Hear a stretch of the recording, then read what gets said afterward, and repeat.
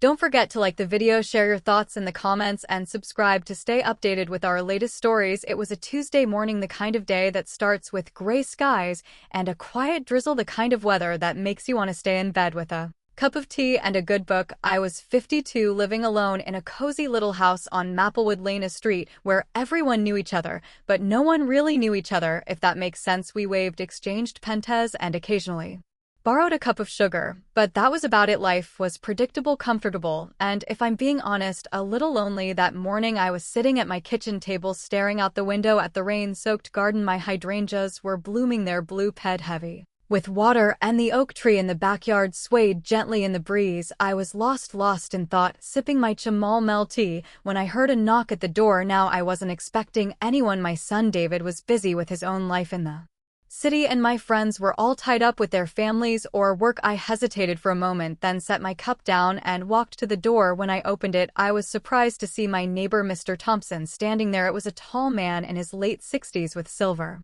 hair and kind eyes. He lived 2 doors down, and we'd exchanged a few words here and there over the years, but nothing more than that. He was holding a small wrapped package in his hands, and he looked a little nervous, which was unusual for him. "Good morning, Linda," he said, his voice warm but hesitant. "I hope I'm not disturbing you." "Not at all," I replied, smiling. "What can I do for you, Mr. Tom?" "Ths son, please call me Henry," he said, returning the smile. I noticed you've been working in your garden a lot lately. You fought quite the green thumb." I chuckled. "Well, it keeps me busy. I find it relaxing." He nodded, then held out the package. "I saw this at the farmer market over the weekend, and I thought of you. It's nothing much, just a little something to brighten your day." I was taken aback. No one had given me a gift like this in years. I took the package, feeling the weight of it in my hands. "Thank you, Henry. That's very kind of you." He shuffled his feet, looking almost shy. "Well, I'll let you get back to your morning. Have a good day, Linda." "You too," I said, watching as he turned and walked back down the path to the sidewalk. I closed the door and unwrapped the package. Inside was a beautiful ceramic planter painted with delicate flowers and vines. It was the kind of thing I would have picked out for myself. I ran my fingers over the smooth surface, feeling a strange mix of emotions: gratitude, curiosity, and something else I couldn't quite put my finger on. Later that afternoon, I decided to plant a small fern in the planter and place it on my porch. As I worked, I found myself glancing down the street toward Henry's house. I realized I didn't know much about him other than that he was a widower and had lived on Maplewood Lane for as long as I had. The next day, I baked a batch of oatmeal cookies, my grandmother's recipe, and walked down to Henry's house. When he answered the door, he looked surprised, but pleased. "I wanted to thank you for the planter," I said, holding out the plate of cookies. "It was such a thoughtful gift." He smiled, his eyes crinkling at the corners. "You didn't have to do that, but I appreciate it. Would you like to come in for a cup of coffee?" I hesitated for a moment, then nodded. I'd like that. His house was warm and inviting, with bookshelves lining the walls and a fireplace in the living room. We sat at his kitchen table, sipping coffee and talking about everything from Garing to travel to our favorite books. I was surprised by how easy it was to talk to him, how comfortable I felt in his presence. As I walked home that evening, I realized how much I had missed this kind of connection. It wasn't just the gift or the cookies, it was the way Henry had taken the time to notice me, to see me as more than just the woman who lived 2 doors down. That night, as I lay in bed, I thought about the unexpected kindness of my neighbor and how it had touched me in a way I hadn't expected. It was a small gesture, but it had opened a door to something new, something I hadn't realized I was missing. The days that followed Henry's unexpected gift felt different somehow, like the world had shifted just a little, revealing colors I hadn't noticed before. The rain cleared, and the sun came out, casting a golden glow over Maplewood Lane. My garden seemed to respond to the change, the flowers blooming brighter, the leaves greener, or maybe it was just me seeing everything through a new lens. I found myself thinking about Henry more often. Our conversation over coffee had been so easy, so natural. It wasn't just the topics we discussed, it was the way he listened, really listened, as if every word I said mattered. I hadn't realized how much I'd missed that kind of connection until it was right there in front of me. A few days later, I was out in the garden pruning the roses when I heard footsteps on the sidewalk. I looked up and saw Henry walking toward me, his hands in his pockets and a smile on his face. "Good morning, Linda," he said, stopping at the edge of my yard. "Those roses are stunning. You've got quite the talent." I wiped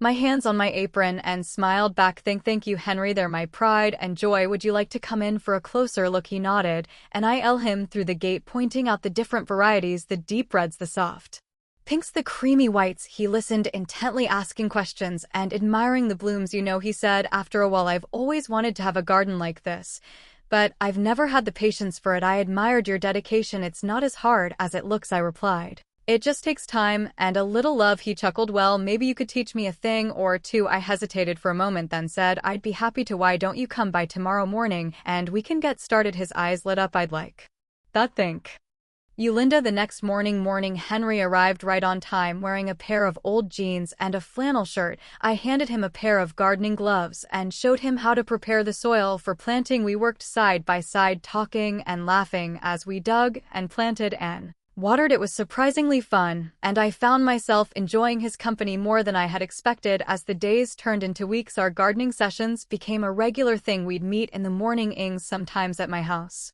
sometimes at his, and work on whatever needed to be done. It wasn't just about the plants, though. It was about the conversations, the shared moments, the growing connection between us. One afternoon, after we'd finished planting a row of tulips in his backyard, Henry suggested we take a break and sit on the porch. He brought out a pitcher of iced tea, and we sat in the shade sipping our drinks and watching the birds flip around the yard. He said, after a while, I've lived on this street for over 20 years, and I've never really gotten to know my neighbors. I guess I've always been a bit of a loner. I nodded, understanding exactly what he meant. I know what you mean. It's easy to get caught up in your own little world and forget there are people right next door. He looked at me, his expression thoughtful. I'm glad you moved in, Linda. You've made this place feel like home again. His words touched me deeply, and I felt a lump form in my throat. Thank you, Henry. That means a lot. We sat in silence for a while, the kind of comfortable silence that doesn't need to be filled with words. The sun was warm on my face, the breeze gentle, and for the first time in a long time, I felt truly at peace. As the weeks went by, Henry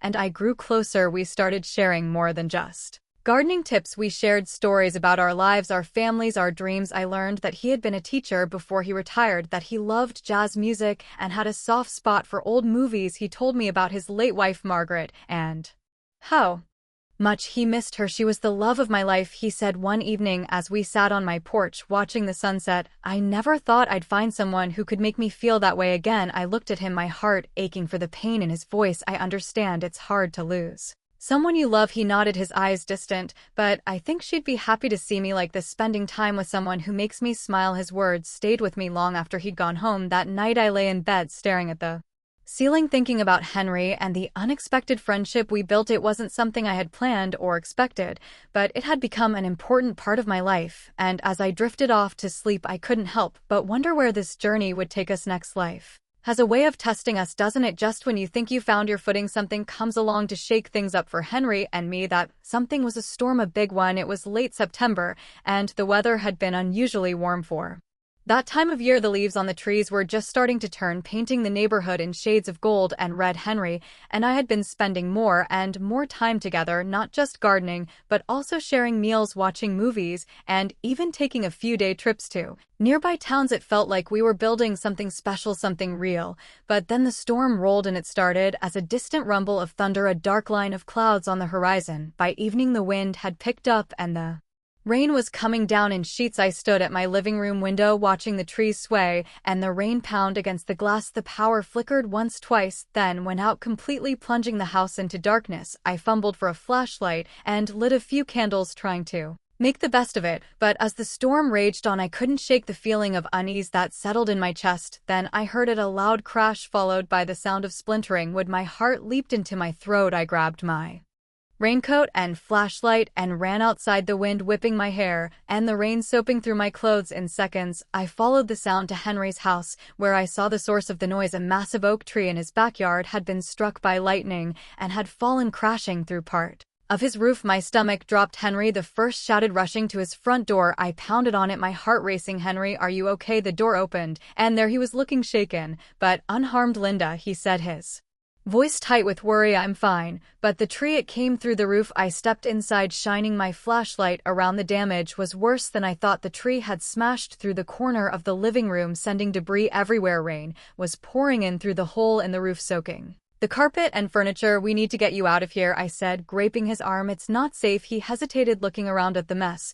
But my house, your house can be fixed, I interrupted. But you can't stay Here tonight, come on, you're coming to my place. He didn't argue. I helped him gather a few essentials, some clothes, his medications, a photo of Margaret, and we hurried back to my house through the driving rain. Once we were inside, I handed him a towel and a dry set of clothes. Go get changed, I said. I'll make some tea. By the time he came back downstairs, I had a pot of chamomile tea steeping on the stove and a fire crackling in the fireplace. He sat down on the couch, looking exhausted and overwhelmed. Thank you, Linda, he said quietly. I don't know what I would have done if you hadn't come. I handed him a mug of tea and sat down beside him. You don't have to thank me. That's what friends are for. We sat in silence for a while, listening to the storm outside and the crackling of the fire. The power was still out, but the candles cast a warm, flickering light that made the room feel cozy despite the chaos outside. You know, Henry said, after a while, this reminds me of a night I spent with Margaret during the hurricane. We were young, just married, and we didn't have much, but we had each other, and that was enough. I smiled, feeling a lump form in my throat. She sounds like an amazing woman. She was, he said, his voice soft, and you remind me of her in so many ways. His words caught me off guard, and I felt my cheeks flush. Henry the First, he reached over and took my hand, his grip warm and steady. Linda, I know this might not be the right time, but I need to say it. These past few months with you have meant more to me than I can put into words. You've brought light back into my life, and I don't want to let that go. I looked into his eyes, seeing the sincerity and vulnerability there. My heart was pounding, but for the first time in a long time, it wasn't from fear or uncertainty, it was from hope. Henry the First said softly, you've brought light into my life too. I didn't realize how much I needed someone like you until you came along. He smiled, a slow, warm smile that made my heart swell. Then maybe we can figure this out together, I nodded, feeling a sense of peace settle over me. Together the storm raged on outside, but inside it felt like the sun had come out. We sat there holding hands and talking late into the night until the rain finally stopped and the first light of dawn began to creep through the windows. The morning after the storm dawned clear and bright, the kind of day that makes you believe in fresh starts. The air smelled of damp earth and fallen leaves, and the sunlight streaming through my windows felt like a promise. Henry and I sat at the kitchen table sipping coffee and eating toast with jam, the events of the previous night still fresh in our minds. I should call the insurance company, Henry said, breaking the comfortable silence, and maybe a contractor to take a look at the damage. I nodded, reaching across the table to squeeze his hand. We'll figure it out one step at a time. He smiled, his eyes warm with gratitude. I don't know what I'd do without you, Linda. You don't have to find out, I replied, smiling back. Over the next few days, we worked together to get Henry's house back in order. The insurance adjuster came and assessed the damage, and a contractor started repairs on the roof. It was a lot of work, but it felt good to be doing something tangible, something that brought us even closer together. One evening, after a long day of cleaning up DIs and sorting through damaged belongings, Henry and I sat on my porch, watching the sunset over Maplewood Lane. The sky was a riot of colors, pinks, oranges, and purples, blending together in a way that took my breath away. You know what, Henry said, breaking the silence. I've been thinking a lot about what you said the other night about figuring this out together. I turned to look at him, my heart skipping a beat, and he took a deep breath, his expression serious but hopeful. I don't want to waste any more time, Linda. Life's too short, and I've already spent too much of it alone. I want to be with you if you'll have me. Tears welled up in my eyes, and I blinked them away, not wanting to miss a single moment of this. Henry the First, feel the same way. I've been alone for so long, and I didn't realize how much I needed someone like you until you came into my life. He reached over and took my hand, his grip warm and steady. Then let's do this. Let's build a life together, whatever that looks like. I nodded, feeling the sense of peace and happiness I hadn't felt in years. Together, the weeks that followed were a whirlwind of emotion and decisions. Henry's house was repaired, but he spent more and more time at mine until it felt like we were already living together. We talked about the future, about merging our lives, about traveling, about growing old together. It was exciting and terrifying and wonderful all at once. One crisp October morning, we decided to take a walk through the neighborhood, enjoying the fall colors and the cool, fresh air. As we strolled hand in hand, I felt a deep sense of contentment, like I had finally found my place in the world. You know, Henry said as we passed a particularly beautiful maple tree, its leaves of fiery red. I think Margaret would have liked you. I looked at him, surprised. Really? He nodded, his eyes soft with memory. She always said I needed someone who could keep me on my toes, someone with a kind heart and a strong